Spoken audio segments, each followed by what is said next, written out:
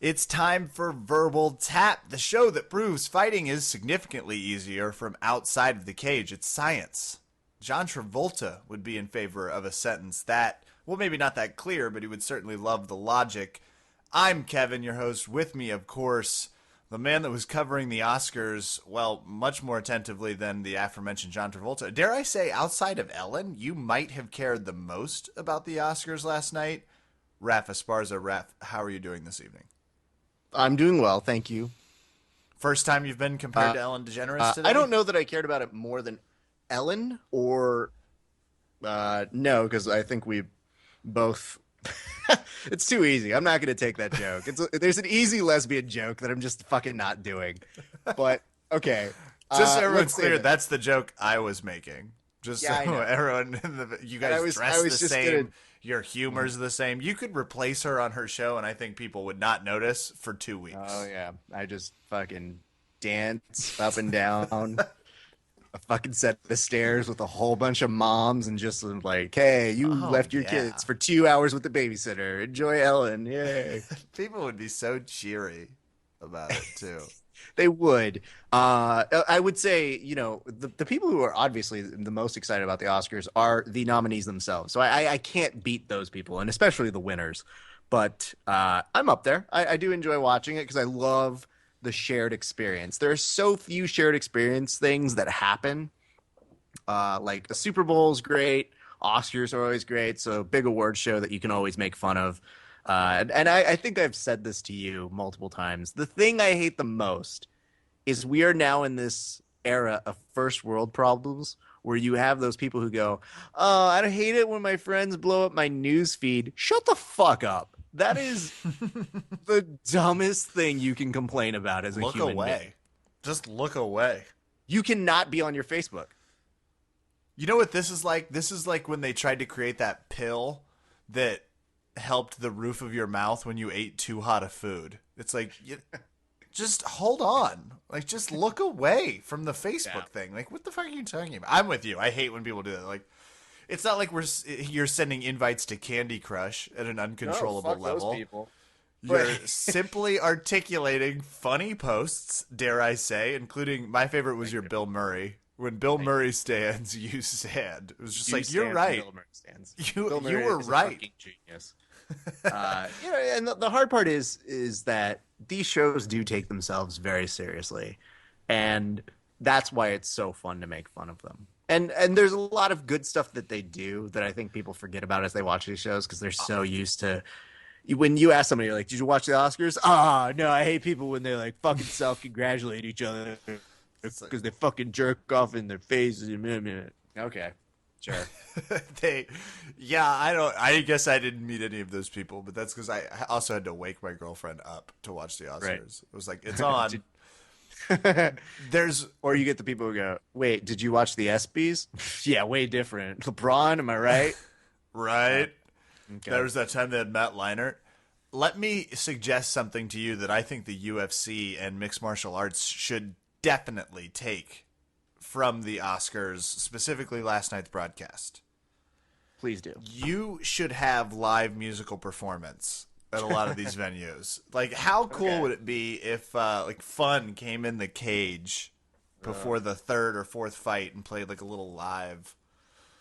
We have You time. couldn't have picked a more white, happy sounding group Okay, I mean, than Fun. Like, true. that's the band you're gonna go with. Fun.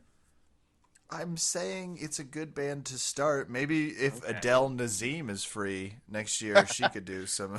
I think you're mispronouncing her name. I think it's Zine. And tonight's show is absolutely dedicated to whoever that performer happens to be. I It mean, I is think definitely dedicated to the honor of Adele Dazeem. Hey, follow us on Twitter at Verbal Tapcast. Give us comments if you really want something asked or answered on the air at Verbal Tapcast on Twitter. You're gonna find it. Can Be a we? little I'm adamant. going to stop you for a second because the fake fucking account they created for the John Travolta flub had Adele more Dazeem. users than we do Which is ridiculous. within People. seconds. Yeah. So Fight rectify community. that. Yeah, come on, fight community. We're getting beat by people that were just watching Oscars for like a joke that will only live on for 24 to 48 hours. Whereas we're a joke that's going to live on forever. Oh, at least another 3 to 5 years. I mean, this Sure. joke is just getting funnier. Right. With that, Raph, I have a special surprise for everyone that was both watching the Oscars and doesn't care about them, but is more specifically listening to today's show. Yay, what is it? As people would know, you and I talk about a lot of things on air. We talk about a lot of current events. We're going to get people caught up in the world of MMA, and tonight is no exception. First of all, quick teaser, Joe the Nose Wilk going to be on after all this fun. But we have identified all of the different top news stories that are of most value to UFC listeners, MMA listeners, jiu-jitsu listeners, everyone, and we are going to give out those awards and inform people. Do you think we'll be able to pull off both? No. Okay, I don't either. So let's start with similarities, and this is where you're going to earn your money, because I don't explain things to people well, especially... No, we can leave it there. You go ahead. Similarities. No. Please give us an example. No. You don't explain things to other people. I'd love to hear that. So today, Sunday, I was trying to explain to people how to get from the chapel to the reception hall. And it didn't go great. Because, first of all, I don't live in Pennsylvania where the wedding was that I was at this weekend. And somebody was like, is there a shell between us and that distinction? And I was like, sir, if there are, I don't know. Think of this more as like your first time swimming. And he looked at me like I was losing it. And I was like, you just want to listen to the directions of your GPS. So I found myself trying to explain technology and directions through a swimming metaphor, Raph. You know, Kevin, I'm glad I made you do that for multiple reasons. But the most prominent of all of the reasons for you doing that is I like that you double down in times of crisis. Yeah.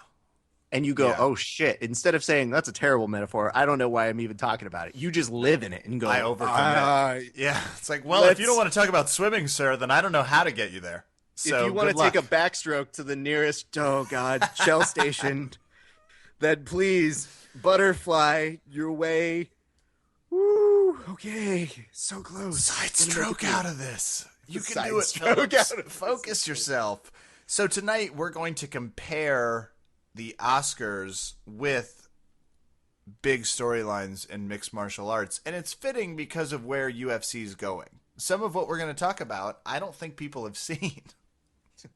They're very similar. You know, a lot of people will say, oh, man, I heard that Oscar-nominated film is actually pretty good. I haven't seen it yet. I've heard good things about it. Same with, for example, Gravity. Haven't seen it, Raph. Oh, it's really good. Haven't seen it.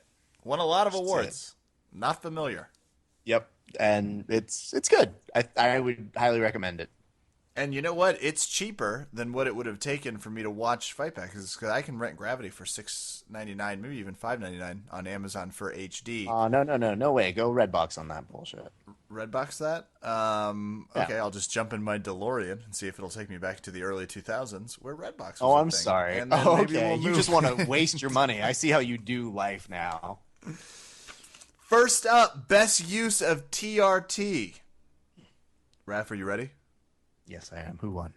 The award goes to Vitor Belfort for... Yay! And I'm going to try and say this. His withdrawal from UFC 173? Oh, who can say? Who can say? And that actually takes us to our next category. Best explanation of what happened with TRT. And the award goes to... No one. No one gets the award for this. No one's explaining it well. The UFC's not doing a good job. Ref, can you give us just like a little breakdown on how important it is to interview someone before you make a statement on their behalf? Yes. I'll say this. The UFC on this one, it was a little confusing because you first heard that Vitor pulled out of this fight. First now, thing this Vitor's pulled out of obviously- in years. Zing! There you go. Thank you. Kevin. You know, you're keeping consistent on your amount of easy joke executions tonight. Good. But the important part about this is they did that a day after there was a new ban. The Nevada State Athletic Commission said no more TRT. Okay, makes sense. Yeah, Vitor, absolutely. I don't think anyone was Dino Juice, surprised. Yeah. get it. So then they say that Vitor is the one pulling out of it, and Vitor then responds the next day. I no pull out of anything. No, it wasn't me. Blah That's blah probably blah. what it was. Whoever did the translation put the I'm proper pretty sure that's English, exactly. but yours is much more accurate. I know it is. Thank you. I have so much respect and blah blah blah and other H sounding words. It got really muddled.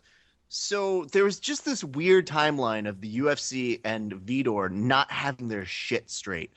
And if you really want to get a good synopsis of the timeline, I would highly suggest reading Jeremy Botter's article on it. He does an article for the Bleacher Report, and it kind of takes you through the insanity that was the past few days of them saying, it's Vitor's fault. Yeah. Hey, Lyoto Machida, look, it's here. Yeah, actually, I have Jeremy Butter as an honorable mention. Oh, good. Right here. So let me ask you this: the award for best support of the TRT band, Lyoto Machida, Chris Weidman, or Michael Bisping? Ooh, good nominees. Good year. Great I would nominees. say, okay, I'm gonna go with Chris Weidman. You are buying into all the hype, but sadly, you apparently didn't see Michael Bisping's performance when he not only said that this was a great thing, he also then called out Vitor Belfort, obviously looking for that 90 days post no TRT Belfort, and said that he'll just find another way to cheat. So we're going to give it to Bisping. He took it to that next level, Raph. He did, and I don't know if you saw the other article that Bisping said, but Bisping basically said those last 3 losses were all to guys who used TRT, so he should really only have 1 loss on his record. And that he should be next in line for said fight. Although he said it in Bisping language, which was kind of like, yeah, well, you know, I mean, it's me. I think I'm pretty still good. Yeah, and there's about other people, TRT. Yeah, so, you know, give me another fight. Sure. Yeah. And before the press goes wild, that's actually Raph just doing Michael Bisping. Michael Bisping is not here in studio. I just wanted to make that clear. It can be confusing It's when very you drift important into that good of an accent. We've had complaints before. Thank you. Once we got fined from the UFC for comments GSP We made. did.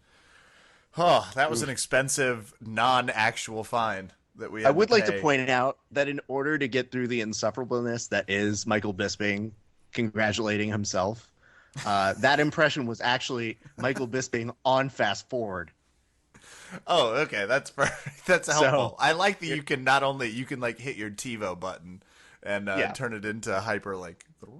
You have to qualify the impression. Best KO everyone read about because no one saw it. Rampage Jackson going back into old Rampage form, and by that I mean beating up no one's ever heard of, in a first round TKO, takes out Christian Mpumbo. Raph, you're our ratings consultant. Yes. You are the man that knows all things about what people are watching. Who was watching the Bellator fights when Rampage knocked out Christian Mpumbo? Well, I can tell you not as many people as who were watching Say Yes to the Dress, and that's a sad statistic. Fuck, are you serious? Not just that, but apparently the repeat episode that aired shortly thereafter. It wasn't even live. Chopped No. had better numbers. Oh, So man. here's the biggest problem I have with Bellator, and maybe you can help me out on this. Bellator puts this stuff on Friday nights, and they've been doing really well, and you can chalk it up to the fact that it was their first fight in their next series that's coming out. So that kind of promotion has its ups and downs. However, Rampage is supposed to be one of their biggest draws, and he can't even break 500K in terms of viewers, which is problematic from a rating standpoint. So, Kevin, I ask you this. You did not see the fights, correct? Correct. Okay, I did not either. Thus the reason it's winning this award. But also, Do you feel that Bellator has a better chance instead of being on a network, just being a Vine video set? That actually, oh, we should have sent that idea in because that honestly might be like the saving grace of Bellator. Because I wouldn't really watch it live, but I would watch the shit out of a Vine recap, Of especially since course. the fight only lasted 30 seconds anyway. You're not missing much. We're just taking out all of the production, all of the costs. Yeah, all the It money comes is down to a saving. Vine, that could go viral. People would love the shit out of that. Plus, they just offer the exact same product as the UFC. It's just not as good. They have the same wardrobe consultants, presumably, because they're announcers that look like smaller versions of the UFCs wear black. I'm saying they should call us. We can come spruce up the ratings a little bit, get a little YouTube Vine culture going. And I guarantee you, I've looked at more ratings than their executives have. That's funny because it's true. So stick with it, and I expect our call any day Yay! now. Best supporting KO that Ooh. again everyone read about because no one would have seen it goes to this last weekend. There was a flying elbow in the UFC Fight Pass, A spinning back elbow? spinning back elbow. I don't know. I just heard about it. I don't know. Oh, well, that actually takes us to our next award. Best fight card we read about on Wikipedia goes to this last weekend's UFC fight card.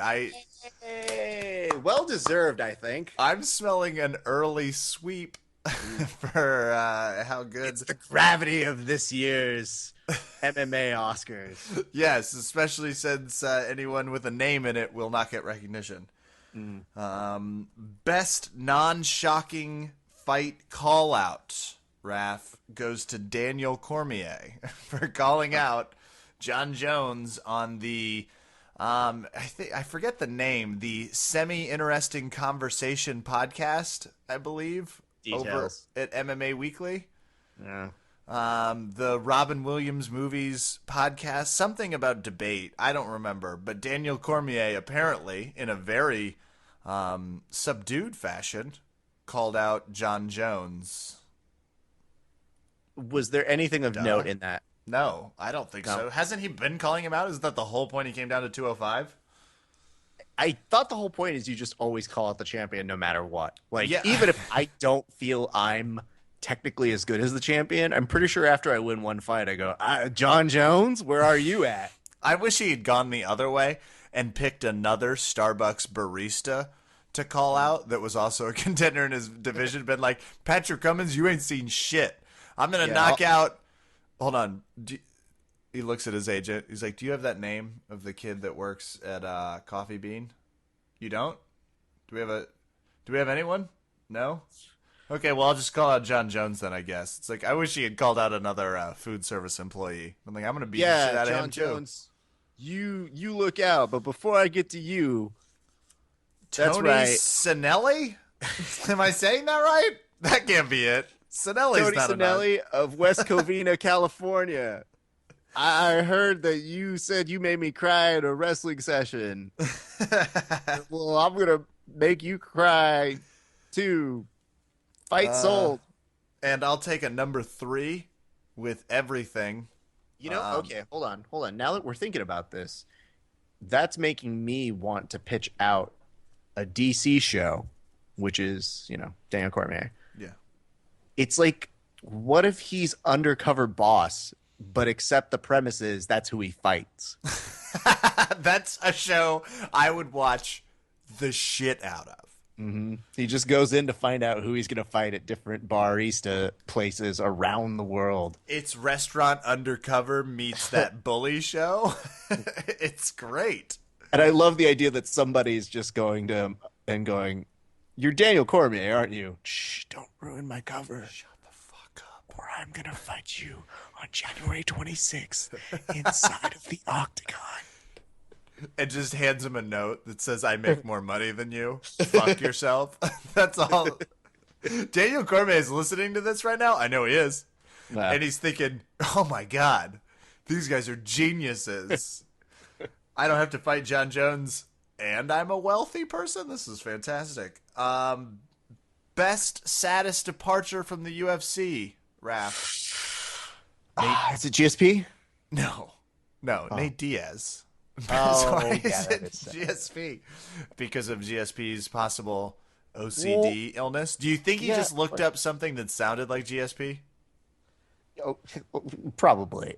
He's like, I need. Wait, what would he say? What do you think he's? How did that go? Wait, are you asking me or asking GSP? I mean, I'm 'Cause kind of asking I just the do, world. I Sometimes do I have have. him on the line because sometimes I put him on What? hold. Now that he's retired, He's he's always just on kind the of here. line. Yeah, he's always Well, on hold. unhold him and ask him how he released to the world. I don't know. And I'm getting off. Hold on. okay, thank What do you you. want? Sorry, if anyone listens to the show, we have to kick Raph off to bring GSP on. It's a line issue. Hello, it is me, GSP. GSP, I'm really sorry to hear about the news that you might have OCD. Is that correct? Do you have OCD? Because it sounds a lot like your name. Oh, that's right. My name is GSP. I have OCD. What? I am Hold on, you also said- down with OPP. I don't think that's how. You're not reinforcing. No, sometimes I like to do PCP. Okay.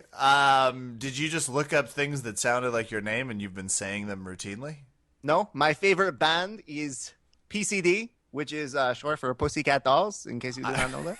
I don't think people did know that, but thank you. Oh, very much so. Pussycat Dolls. Well, Very GSP, good. we hope you're feeling better soon. Oh, yeah. No, it's fine. GSP is feeling very good, very healthy. I'm going to be in Captain America Part 2. Oh, awesome. Yeah. Which is CPT, short, Uh, Captain, Oh, part 2. which also yeah. rhymes with GSP. Yes, it does. You've done your homework on this. Oh, I have tried very hard. I have so much free time. I just look up what rhymes now. Perfect. Well, thank you, GSP. And as always, thanks for stopping by so quickly. Okay, no So problem, helpful. Kevin Phillips or Phillips Kevin. I do not know. I have to say your name 3 times now before I get off. Appreciate it. Kevin You're Phillips. always the man. Kevin Phillips. Okay, goodbye. Bye, GSP. Whew. Raph, are you back? Yes, I am. Oh, God, he's great. He really has it. So, thanks, GSP. Nate Diaz is requesting out of the UFC, which is why he wins this award. Are you at all shocked? You know, I'm only shocked because I had GSP down on my home ballot, and I think he's going to really ruin my office pool. Oh, I forget. You take this very seriously. Even the awards I we do. make up, Raph's coverage is top That's notch. right. I was wondering why your friends were I already trying to sway the next vote on best trailer. Hanato Ooh, tell me who, tell me Laurent who, tell me who. show. The Hanato Oh, Laurent show. that's- You've seen the trailer, I presume? Yes, and it's very funny. It's I'm very much looking forward to that show. I'm actually really looking forward to it too, because if whoever edited the trailer together, and obviously the shot of the trailer, I was impressed. I thought it was really funny. A lot of fun, yeah. Between the guests, between everybody, I'm impressed. So we're looking forward to that as it comes up. This final award, I can't take credit for the name. So this one was all you, Raph. This was good. Best Dick Tease. And the award goes to Joe Rogan for saying that he has a very serious announcement about Ronda Rousey's next opponent, and he'll be making it sometime in the next day or so. Thank you for the specifics, Joe Rogan. Yes. Any Yes, idea I'm who glad this is gonna that- be? No, not at all. There was one rumor that said it was Gina Carano, and I said, ha! And then I thought, well, I'd still see that fight, but I don't know. If it's Cyborg, great. That would be amazing. We That's should who see the rumor Cyborg. is, right? What if it's Joe Rogan? What if Joe's like, it's me, fuckers. Suck it. We're going to make this happen. I like the idea of him saying he's getting off TRT, so he'll actually be a woman pretty soon, and making that case. I don't know. That's what they call in the business a callback, and a beautiful way Yep. to wrap up this year's special MMA Awards ceremony. Rafa Esparza, thank you for your coverage, and thank you for your help. And Aiden, again, thank you for having GSP on the line. That's big. That's not always- a problem. I just like to take a second to thank all the people out in the world who made this MMA Awards, Oscar, bit possible. It's because of you. The dream exists. And I just want to say to everybody suffering from every disease or every disability Or or stereotype, just in everyone to general. go to space Yeah, or absolutely. some black hole in our American history that you too did a really good job in their performance, but also you too, America, can survive and persevere and maybe get chosen as one of 5 people who are deemed important but not important enough to win this. Thank you very much. That was, Rafa Esparza. Yeah, I'm clapping for myself. That was pretty good. And finally, thank you again to Adele Nazim. Without you, it's not Ooh, possible. Verbal tap. Why did we not call these Adele disease? We will for the rest of the. We might rename the podcast. We might just call it the Adele Nazim MMA Comedy Podcast. People are going to find it niche, but they're going to enjoy it.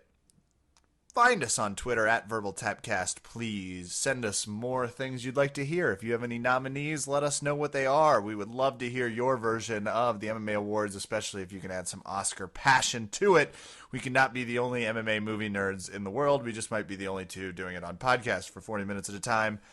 703-635-2168, our voicemail box if you want to call and yell at Raph personally for always leaving when we bring GSP on. I think it would be appropriate. Raph, are you ready to bring on some guests? Yes. Raph, are you ready to bring on our guest? I said yes. I know, I was just changing it because I said guests the first time. Then we'll go back. Well, if you keep this up, you're not going to win an Adele Dazeem's. I'm sure she shouted us out. Hey, Verbal Tap, official podcast of Adele Nazim's MMA Choosing.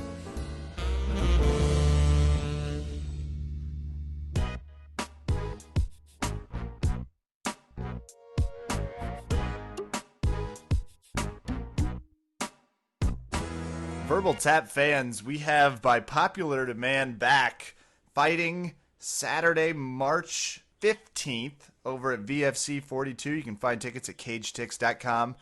The man that always delivers an exciting fight from Combative Sports Center out in Manhattan, Kansas, Joe the Nose Wilk on the line. Joe, how are you doing this evening? Doing good. Thanks for having me back, man. You know, training hard and talking's easy for me, so I'll kill this like I do every time. Yeah, you do. I really don't think you get the credit you deserve with how well you sell the fights, especially from just a fun perspective. That said, you also always bring it. You were sidelined with an injury for a little while, and I had actually not heard the details on the injury. What was going on? I tore my pec minor right in half. I'll never. It's not fixable. There's no surgery for it. So it was something that I just had to it has to heal on its own, and my body has to adapt. But yeah, I have like half of my right pectoral muscle now, and you know, definitely it was the biggest injury, it was the worst injury I've had. You know, I've been training 13 years this month, and it's my worst injury. But you know, I have to keep teaching and keep training. That's what I do. So I just tied my arm to my side for 3 months and train like that as much as I could, and now here I am. I'm back and healthy and ready to rock. Joe, I'm not a fighter per se, but especially from someone with a jiu-jitsu background, are you saying that your pectoral is important in your fighting career? Because that doesn't sound right to me. You know, the pectoral muscle, you know, it's a weird thing. You know, there was a fighter back in the day in the UFC that didn't have one at all. You know, and I think a lot of people kind of thought that'd be it for me. I turned 31. I turned 32 here in April, and I think people thought this injury was going to kind of, you know, be the end of the road for me. But, you know, I watched this dude, Nick Newell. I'm sure you guys know who he is. I watched this guy fight with one arm, you know, and at a high level. So, you know, like for me, I just was giving everyone the middle finger.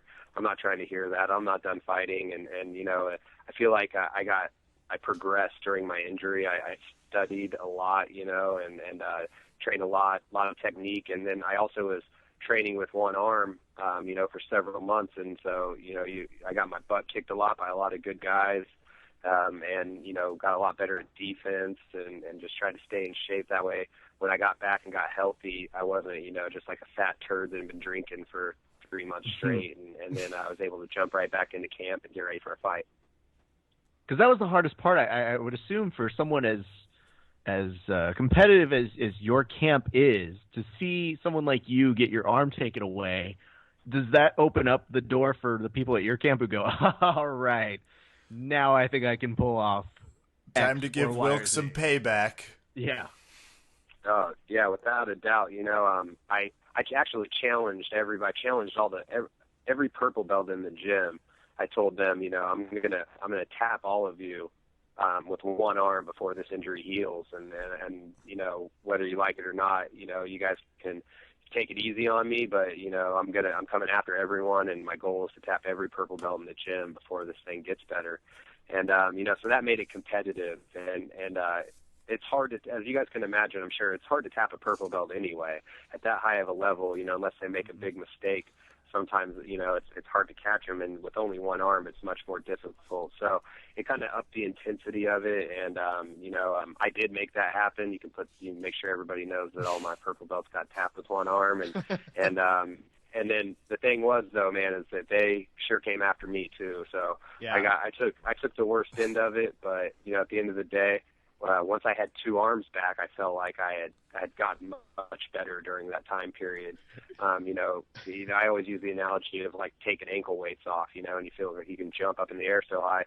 Once I had both arms back, I was like, wow, I really have all these new things that I can work with, And if Was it a less popular day at the gym?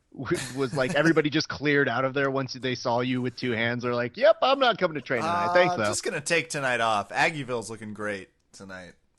Yeah, it actually, what happened was, as soon as I could use my other, I found out that there was no surgery. Once I found out there was like no surgery, that I was just going to have to tough it out, I was like, okay, let's get back after it. So, I started back into stand-up and MMA sparring right away.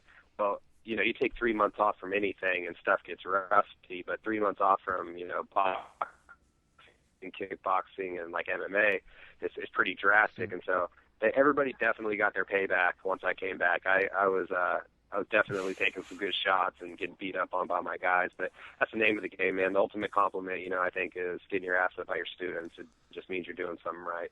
And Joe is not the type that gives out purple belts for participation. So anyone at the Combative Sports Center that's rocking purple around their waist, damn well earned it. Especially if you've never seen it, there's a great documentary about Joe's gym on YouTube, the Combative Sports Center. So check it out. Joe, tell us about VFC 42. I'm excited to have fights to watch from you again. You're fighting Will Shutt. What's the game plan look like without revealing too much, or if you don't care because you're going to impose your will regardless, if you don't mind talking about the fight? Yeah, man, it's no secret how I fight. You know what I mean? Everybody knows what's going to happen. I'm going to do like a little ghetto ring entrance, fake rap video. I'm going to go in there and I'm going to try to get on his neck ASAP and try to put him down and get out of there. I'm not the kind of guy that, is going to use that universal fight plan and kind of just stand there and trade punches unless I have to. So, and you can call Will Shutt yourself and tell him I'm going to take him down and sub him. I mean, that's the plan, and that's always the plan. And so it's not like I have to keep my game plan a secret from guys. They know the score by now, and I'm just going to go out and do what I do. I like that you're starting to do booking for our show now, too. It's like, by the way, while you're at it, go ahead and call him. Let him know. I'm going to beat him up. And then I'm also going to hurt his credit score. That's how bad I'm going to put a hurt on him. Yeah, exactly. And the funny thing is that, for a lot of my fights, I probably won't put that much of an actual physical hurt on him if he taps out. You know what I mean? If I catch him and he taps, he'll go home fine, So that's like my ultimate thing. I like going out, grabbing guys up, subbing them, not a scratch on either one of us, and we can have a beer afterwards, and if guys want to bang with me, they're going to have to stuff my takedowns. That's all there is to it.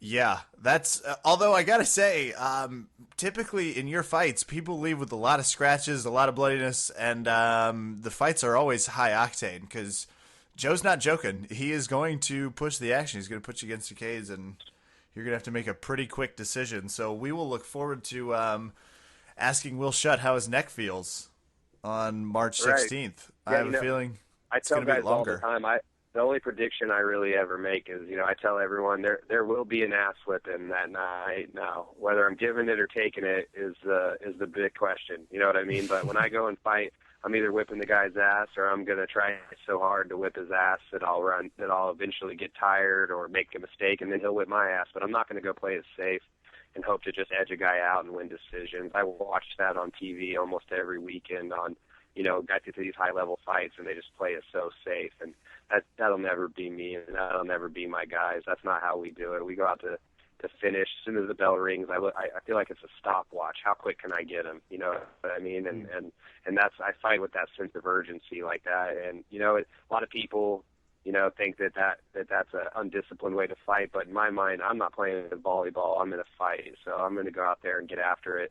And most of the time it goes my way. Occasionally it doesn't, but it's always fun, and it's usually always good to watch too. Can I just say that I think it'd be terrifying, even if you were playing volleyball, the amount of intensity that you would bring to the game? That could be. I tried to play volleyball in high school my senior year. That's a funny story. I was more or less just being a prick, but they had a bunch of girls that were playing football, and they couldn't tell them no. And so I was like, okay, well, fine, then I'm going to play volleyball. And they were like, well, you can't. And I was like, I absolutely can.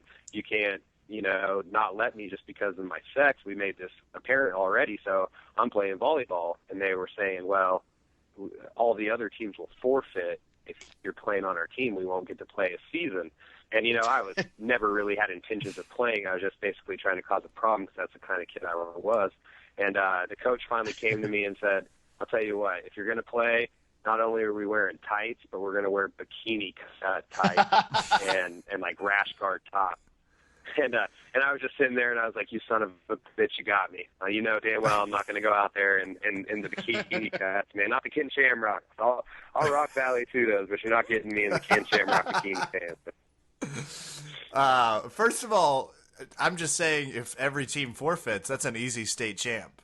That's a roll right to the league championship. Kudos to the coach for some gamemanship right there. Yeah, no, I give him lots of credit, and I wouldn't have ever done it. I had some friends on the team, of course. You always want to know girls on the volleyball team, and I did.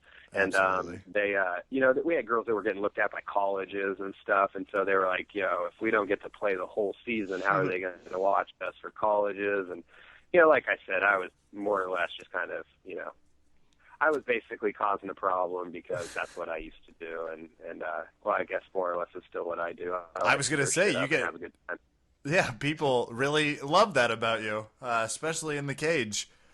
Can we get any glimpse into what you're thinking about for the stage exit? If you don't know, Joe always does something unpredictable. For the entrance, is that what you said? Oh yeah, for the cage walkout. Yeah. Yeah, man, I tell people this all the time, and no one ever believes me, but I swear to you it's true. I don't even put a minute of thought into it until usually like the day we're driving to the place. We'll have this 2.5, 3 hour drive to Omaha, and usually like I'll kind of pick something out and I'll kind of run it through in my head, and I always pick a song that I'm familiar with, so I kind of know the words because I do the whole lip syncing thing, and then I just wing it, man. When I get out there, it happens. I love the pressure of that. It takes my mind off the pressure of the fight. Most guys are sitting backstage and they're trying not to shit their pants because they're getting ready to get in a fist fight. I'm sitting backstage trying not to shit my pants because I'm getting ready to act like a damn fool in front of everybody. And act like I know how to rap and how to dance and all this stuff. And by the time I get to the cage, I've got that behind me, and it's like the fight's just the next step in it, And I think it has double effect. I think that the guys in the cage are watching me do that, and they're like, well, here I am nervous about a fight, and this guy doesn't look nervous at all. And meanwhile, my ass is clenched like everybody else's. But it's a good time, man, and it's always been something I've done, and I'm invested in it now. A lot of people think that, that's maybe something that's held me back on getting to the big show is that they don't like that I do that. And that's, it's at this point, it's too bad. We do 5,000 people in a 5,000-seat arena at VFC in Omaha, and 5,000 of them know that I'm going to do my thing. And if I didn't do it once out of nowhere, then what would that do to my fan base, or what would that do for everyone's attitude towards me? So, I'm invested in it now, man, and I'm sticking with it. And if that's affecting me getting the call, then don't call, because at the end of the day, it's about fights. And everything that happens before we walk in and after we walk in, I think, should have little to no effect on who fights on what shows. At the end of the day, what happens in between the bells is really what happens in the fight. Absolutely. And if you see like the Patrick Cummins of the world that really only got a shot because they had that side, like they were willing to talk shit and be a little flamboyant. And I will say this publicly, and I'm going to stand by it. I think Joe would have probably given Daniel Cormier a better fight. Just from a pure matchup perspective, you're quicker. You got some jiu-jitsu you'd have to worry about. So, people should embrace this. I have to ask, don't forget the weight cut, because DC couldn't make that weight cut, so he would have won by forfeit. So everybody wins on that one. Absolutely. No, I'll go up to his weight. See, that's what people don't understand about me. People don't get that about me. If Dana White called me tonight and wanted me to fight Daniel Cormier on Saturday, I show up in Vegas and try to put a smacking on him. That's just how I do it. And the weight class thing for me, it's not super important. The whole me going down to 45 and doing all this stuff, that was something that came, from my management and my trainers. They really wanted me to go and do that and give it a shot. It's worked out really good, but I'll fight anybody. I'm not one of those guys that just says that. I'll fight Kane. I'll fight fucking DC. I'll fight Fedor. I don't care. I'll fight. These guys get paid so much money, man. Yeah, it cracks me up. You want to give me 25 G's, I'll fight Fedor with fucking broken glass hand wraps like in a kickboxer movie in an alley in Russia, and then we'll have vodka drinks afterwards. I could give First of all, shit. I'd watch the shit out of that fight and that movie. I'd watch both of those. Yeah, dude, I'm telling you right now, the people are scared of ass whippings, but I think mostly what they're scared of is like the public embarrassment. But I don't that doesn't bother me. I'm in there fighting, and these people are usually in seats watching me do it. So if I have no reason to feel embarrassed doing something that they wouldn't even think about stepping in there to do. As far as I'm concerned, everyone that steps in there deserves respect. And at the end of the day, man, I'm looking for good fights against good fighters. So I'll fight at any weight class against anybody. Especially on I wouldn't. Let me take some of this back. In the UFC or for the right amount of money, I'd only probably fight Fedor if he smacked my girlfriend or something like that for no money. But for the kind of money these guys are making, and especially the exposure, I'll fight anyone in the world on TV for sure. TV is like my favorite thing. So you put me on TV, you can give me a fight. Interesting. Anyone. So wait, you would fight anybody. So if I were to just name a few people right now, could you tell us how you would beat that individual? Yeah, name anybody. All right.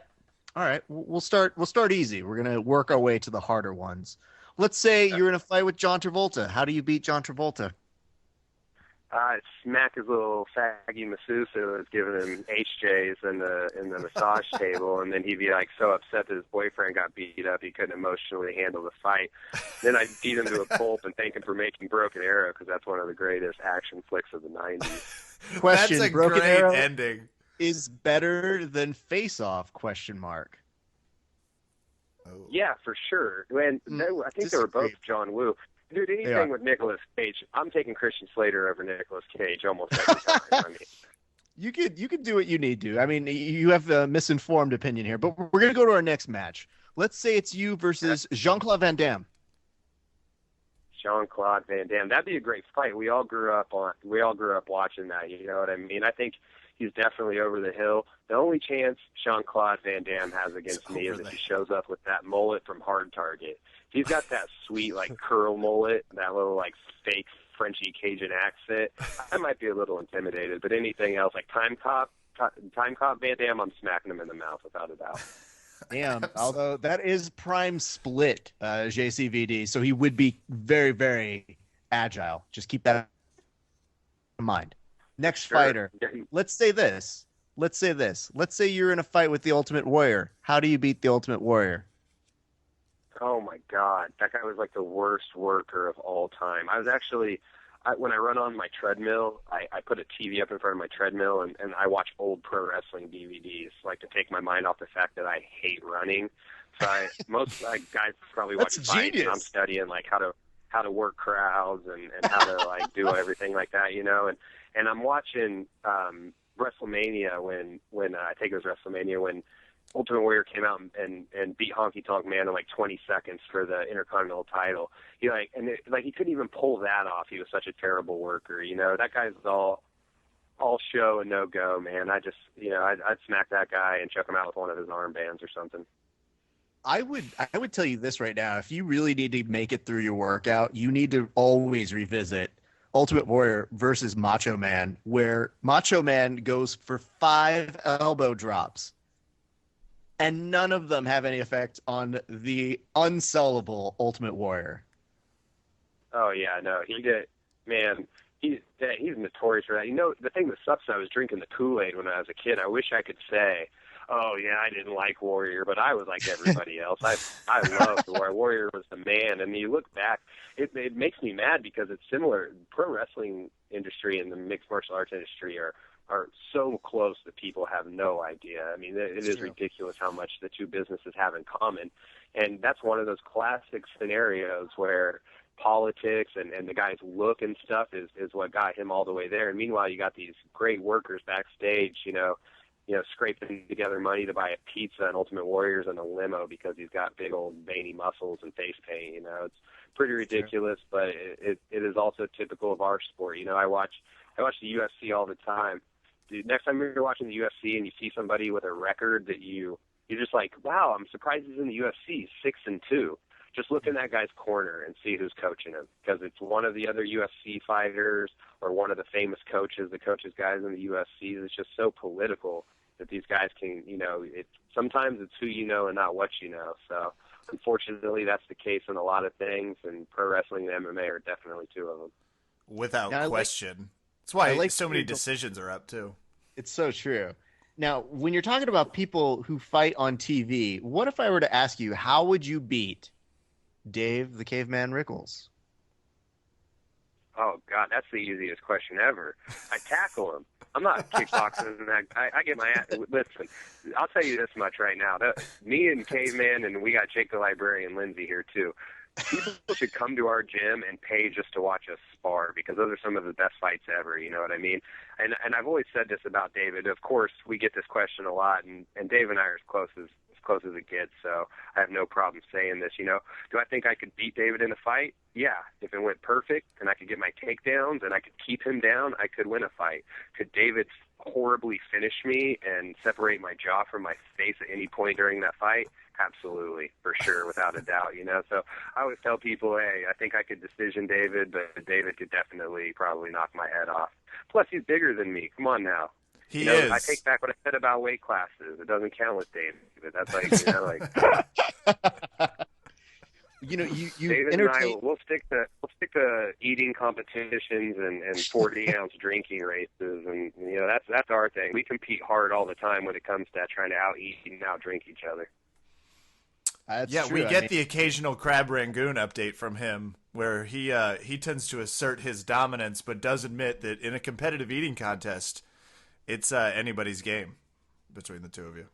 Oh, for sure. Yeah, we've done several. We filmed a bunch of them. We've always had this crazy idea of trying to have our own TV show and starting it on YouTube and everything like that.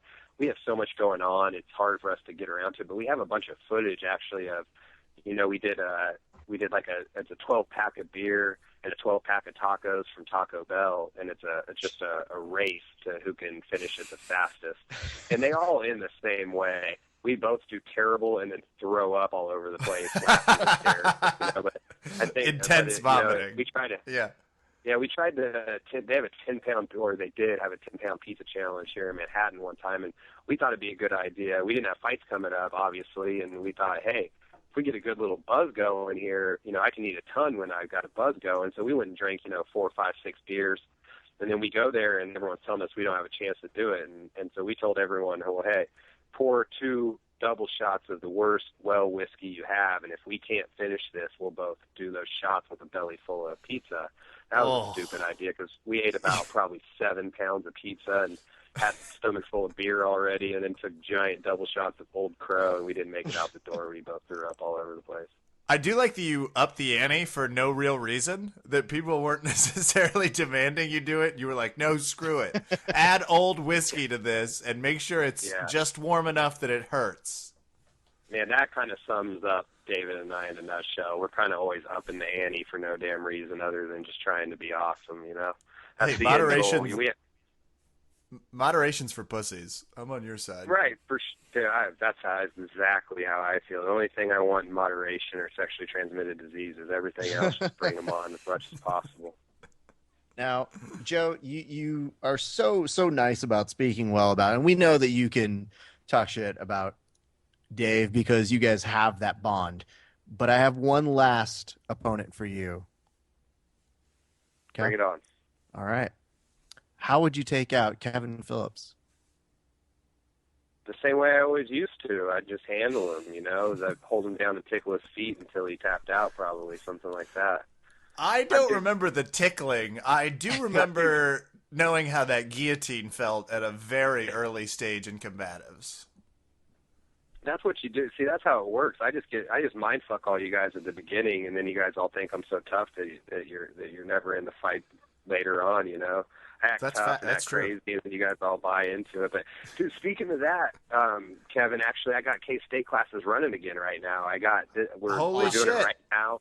Yeah, it's not for credit yet, but we're working our way back into it. We just started the beginning of this semester. It's an all females course like the one we used to run, and we had 30 girls enroll into the very first time we offered it, and now we've got a waiting list. So I'm gradually getting my foot back in that door, and that's one of my big time goals outside of fighting is to rebuild that program at Kansas State University, because we had a great thing going there, and it got you got the rug pulled out from under us for no reason, and so I worked hard. I got myself back out involved with Fort Riley and all the soldiers.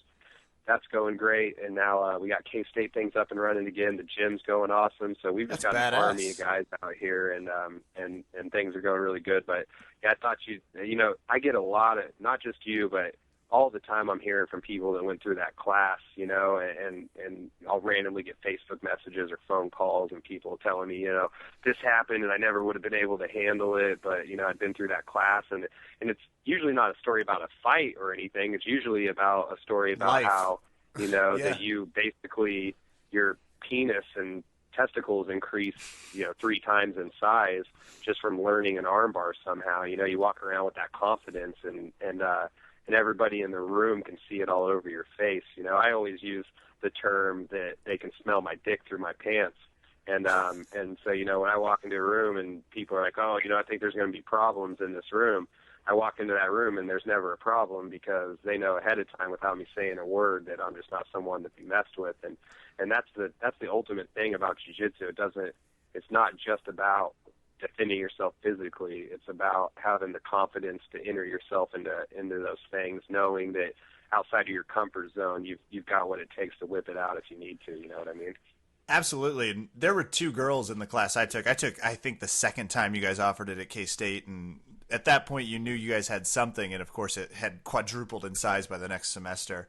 But the compliment I gave was the 2 girls that were in our class, I fucking dare anyone to try and take advantage of them in a back alley, and they better bring more than just someone that's twice their size. It's like these girls by the end could beat the shit out of half the guys in the class, and it's like you're talking about the main confrontation in the back streets. Those fights usually are about size, not about knowledge, right? Like most attackers are assholes, so I'm stoked to hear the combatives program's back, and no doubt it's the charisma of Joe the Nose Wilk.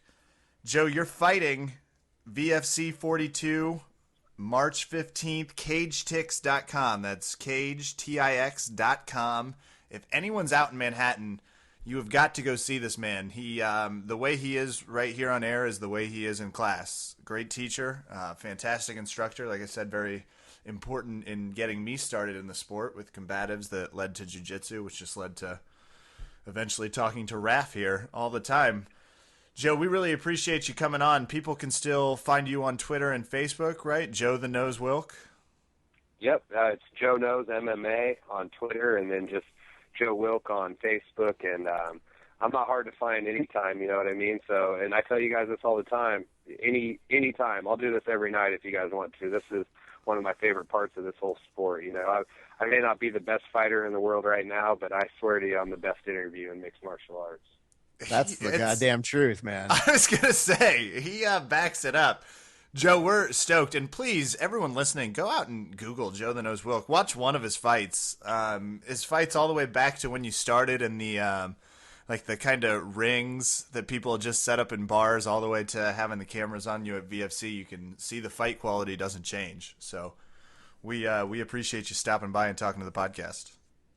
Anytime, boys. Just call me up, man. Let me know. Thanks for having me on, and shout out to everybody out there listening and supporting this sport. It's very important to all of us, you know what I mean? And it sounds cliche, but we really do it for the fans. You know, if there weren't people watching me fight or watching me on TV, I wouldn't have that driving force. So appreciate all the fans out there. Appreciate you guys for giving us all exposure, too. Joe the Nose Wilk.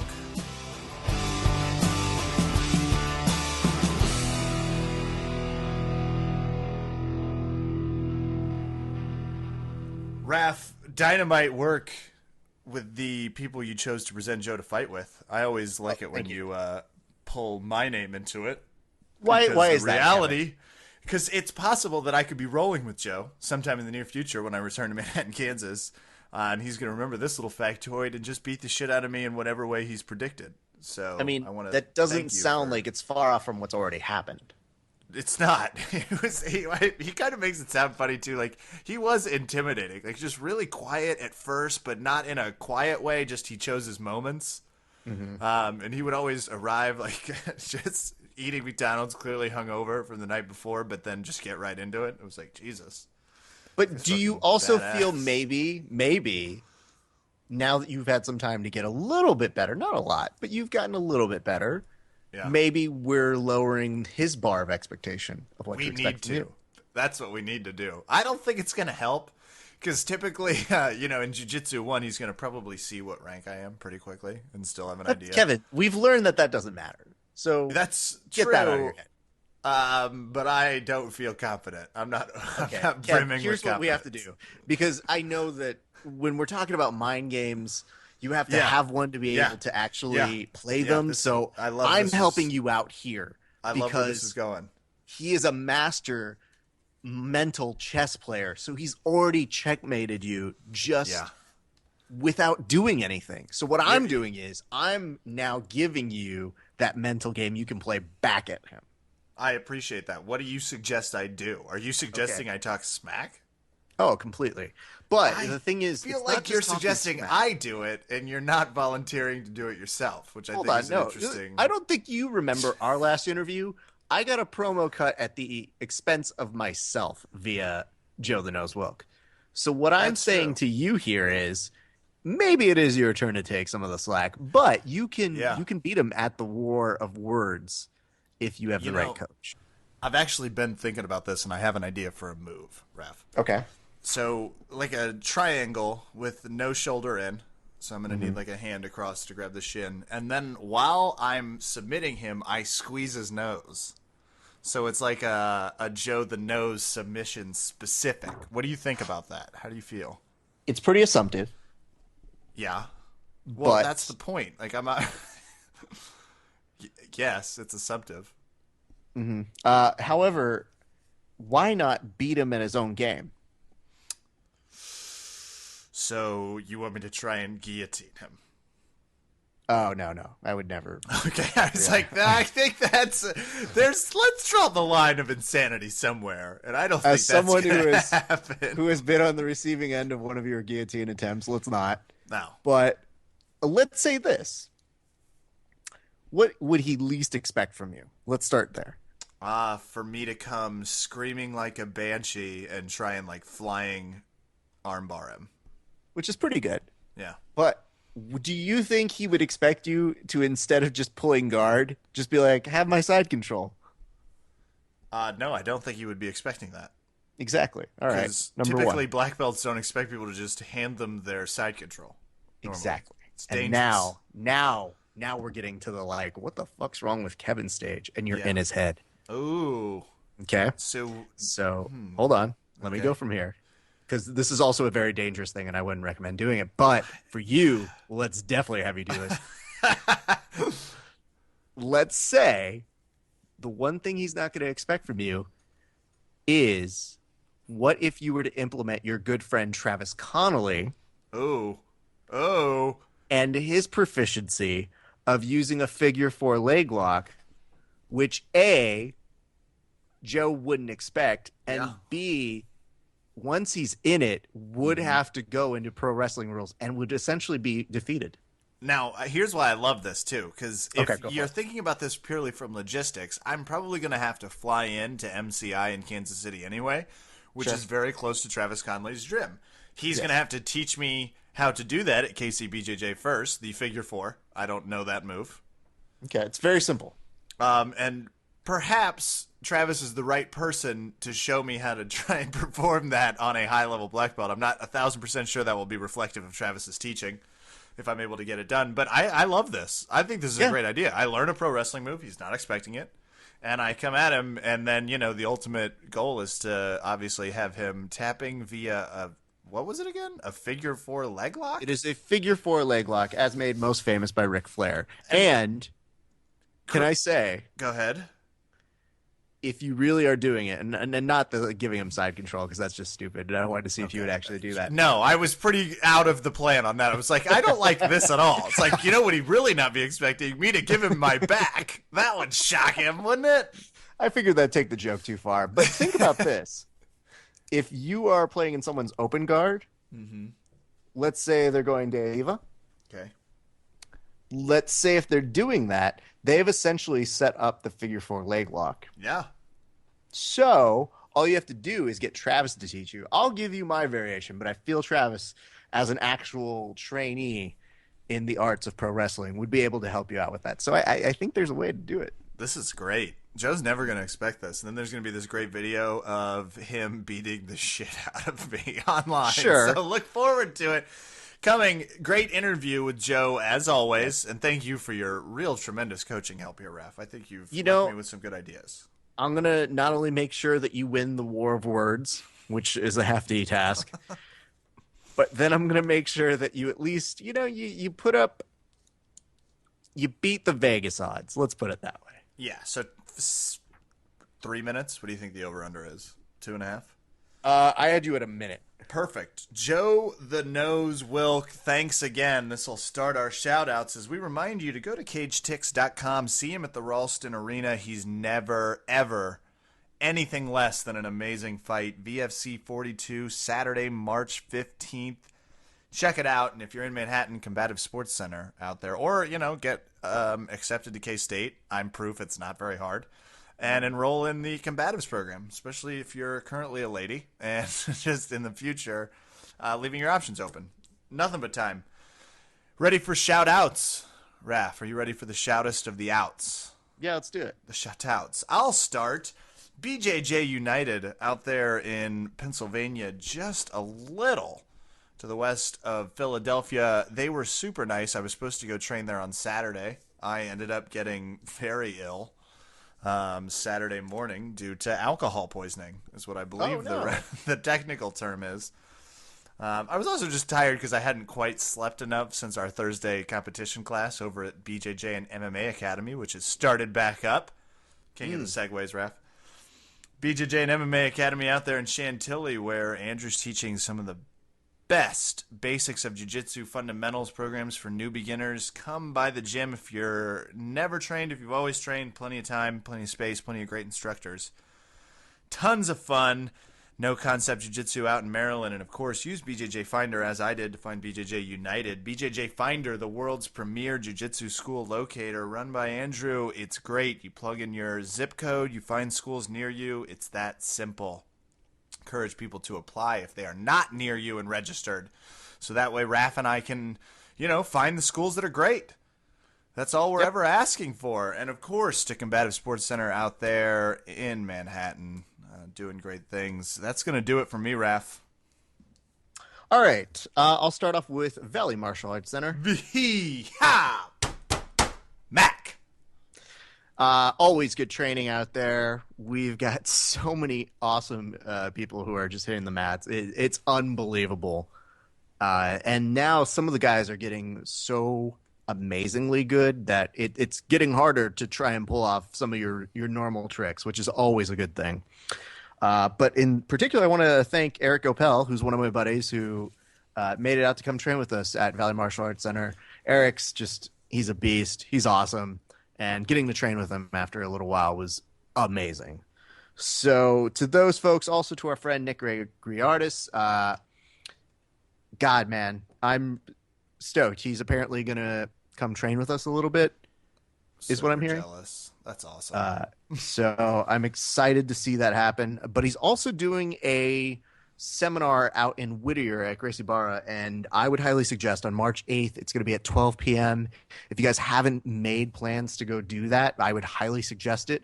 One person on Reddit, and I'm not making this up, wrote this, and I was already excited, but this person wrote, Optimisto 1820. He said, Nick did a seminar at Yorba City Jiu-Jitsu Club not so long ago.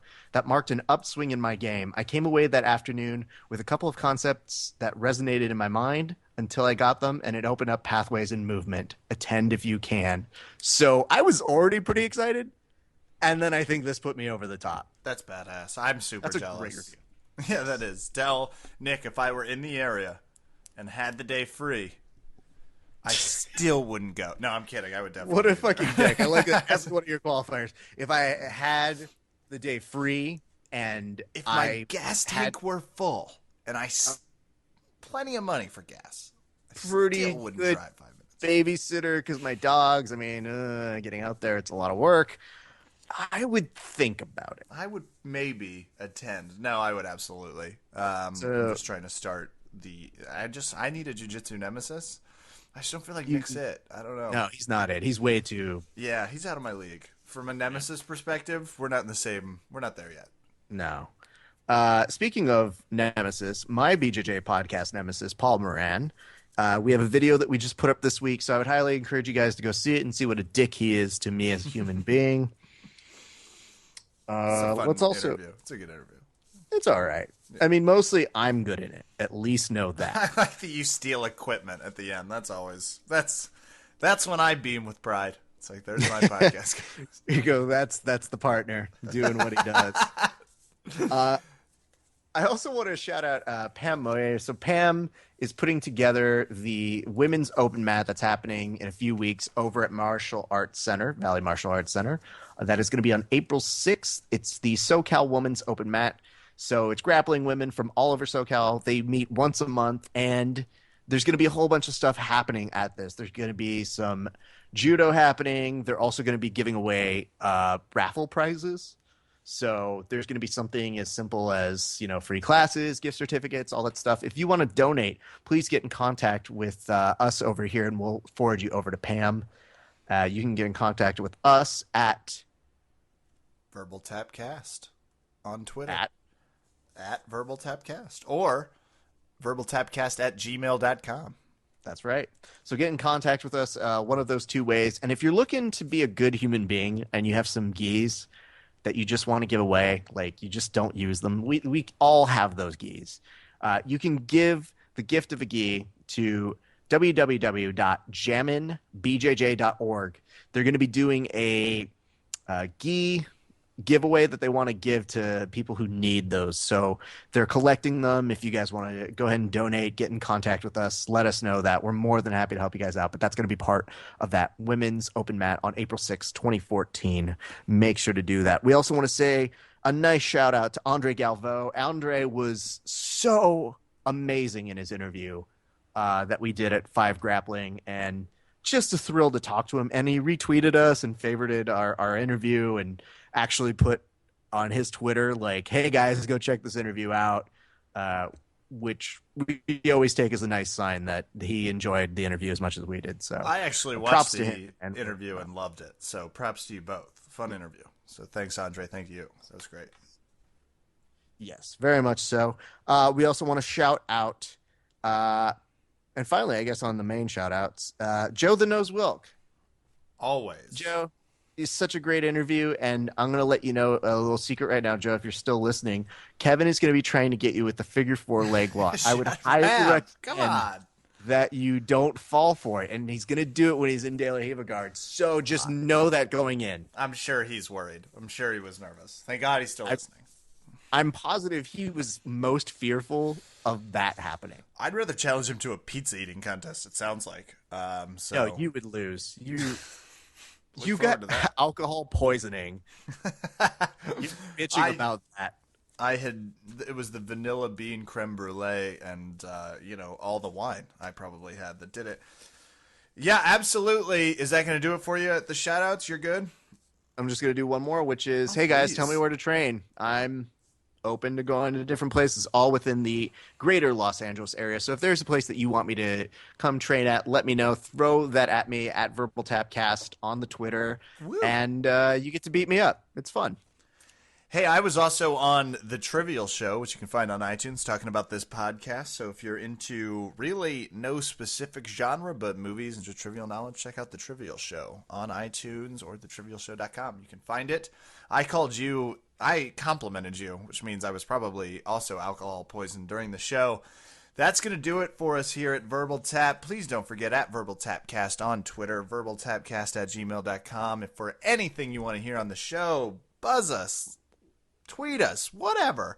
YouTube, Verbal Tapcast. You can find all these interviews we're talking about and so much more content. And please don't forget, if you're downloading the show on iTunes, just leave us a little review that says great or actionable. Just one word. Knock it out. Maybe more words. It's up to you, but I'm not pressure-filled. This has been Verbal Tap. I'm Kevin. Thanks for listening. Good night. And did you really say something nice about me on another podcast? That was an accident. That's awesome. Worst.